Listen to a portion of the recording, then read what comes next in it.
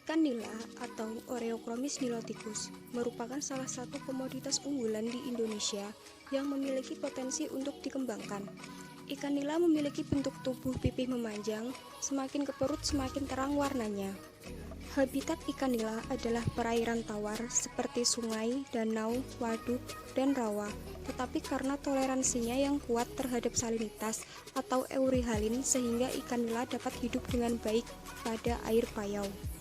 Budidaya ikan nila dapat menggunakan berbagai sistem produksi, diantaranya yaitu sistem ekstensif atau teknologi sederhana, sistem semi-intensif yang dimana penggunaan teknologi tidak terlalu banyak, dan sistem intensif dengan teknologi tinggi. Budidaya ikan nila dapat menggunakan berbagai macam wadah budidaya, diantaranya yaitu kolam terpal, kolam tanah, tambak air payau, kolam beton, dan karamba jaring apung.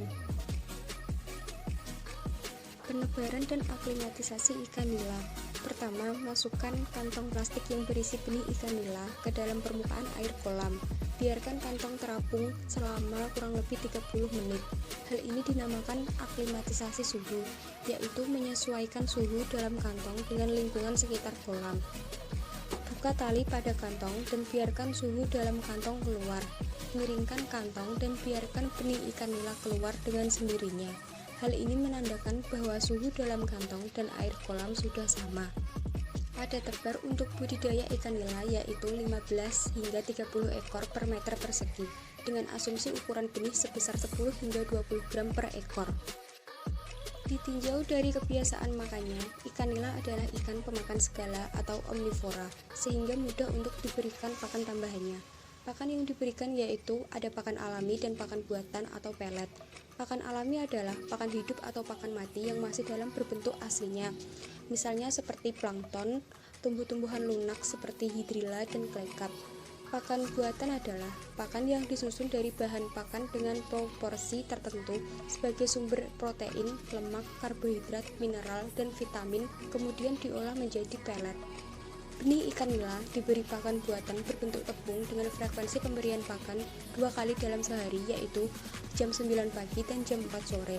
Pada pembesaran ikan nila, metode pemberian pakan yang digunakan yaitu feed feeding rate, atau pemberian pakan berkisar antara 3 hingga 5% dari bobot biomasa, dengan frekuensi pemberian pakan 2 kali dalam sehari, yaitu jam 9 pagi dan jam 4 sore. Air merupakan media atau habitat yang paling penting bagi kehidupan ikan. Secara langsung maupun tidak langsung, kualitas air mempunyai pengaruh terhadap pertumbuhan ikan. Parameter kualitas air yang diamati yaitu ada pH, suhu, dan oksigen terlarut atau DO. Menurut Iskandar dan El Rifadah 2015, bahwa suhu yang optimal untuk pemeliharaan ikan nila yaitu berkisar antara 25 hingga 30 derajat Celcius. Umumnya pH yang sangat cocok untuk semua jenis ikan berkisar antara 6,7 hingga 8,6 dan kandungan oksigen yang baik untuk budidaya ikan minimal 4 ppm. Beberapa hama ikan nila yang paling sering dijumpai adalah Notonecta. Serangga ini menyengat benih ikan nila, disebut juga bebasan karena bentuknya seperti beras. Sengatannya sangat mematikan terhadap benih ikan nila. Selanjutnya yaitu ada larva Chaybister. Hama ini dikenal dengan nama ucrit, lebih mematikan dibanding Notonecta. Ucrit adalah bentuk larva dari kumbang air. Hewan satu ini bentuknya memanjang seperti ulat. Pemangsa satu ini menyerang ekor benih ikan nila. Hama lainnya yaitu ada katak, ular, dan burung. Sedangkan penyakit yang sering menyerang ikan nila adalah Trichodina. Trichodina merupakan jenis mikroorganisme yang menjadi parasit pada ikan air tawar maupun ikan air laut. Parasit ini biasanya menyerang bagian luar seperti kulit, sirip, dan insang. Pengobatan bisa dilakukan dengan merendam ikan yang sakit dengan larutan garam atau NaCl atau dengan larutan formalin dengan dosis tertentu. Selanjutnya yaitu ada saprolegniasis. Adalah penyakit yang disebabkan oleh sejenis jamur. Biasanya menyerang telur, larva, dan benih ikan serta menyerang pada organ luar ikan nila. Penyakit ini seperti benang halus berwarna putih atau putih kecoklatan.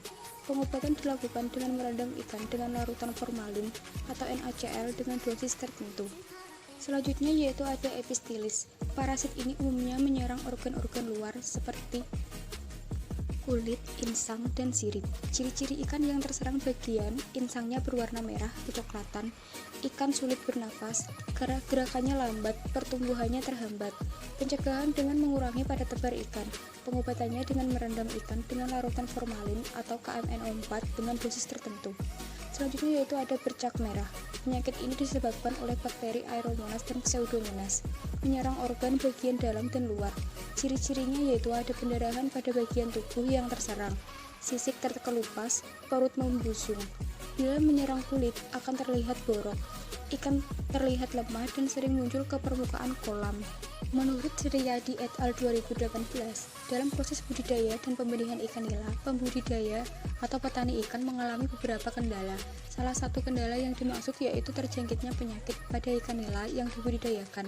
Pencegahan adalah langkah yang paling efektif untuk mengurangi resiko hama dan penyakit ikan nila.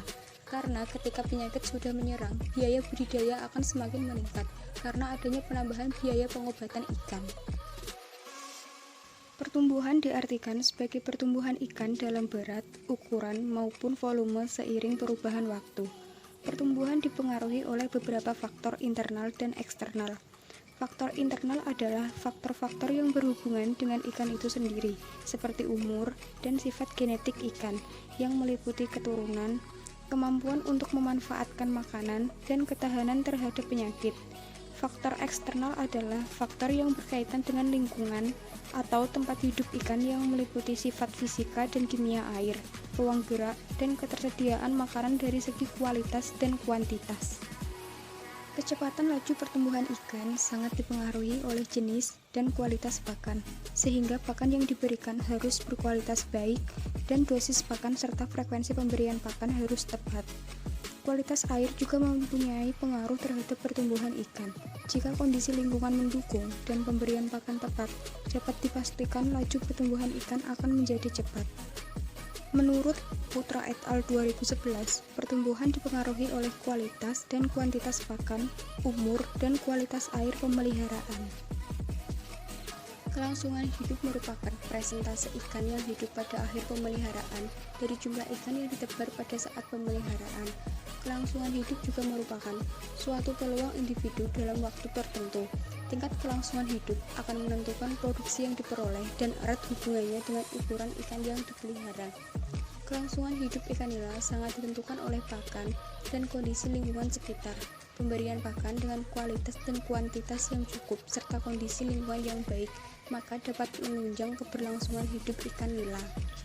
Kelangsungan hidup atau survival rate dapat dihitung menggunakan rumus SR sama dengan NT per N0 kali 100%, di mana SR adalah kelangsungan hidup dalam bentuk satuan persen, NT adalah jumlah ikan yang hidup pada akhir pemeliharaan dengan satuan ekor, dan N0 adalah jumlah ikan yang hidup pada awal pemeliharaan dengan satuan ekor. Menurut Lestari et al. 2013, bahwa kelangsungan hidup ikan di bawah 50% tergolong rendah.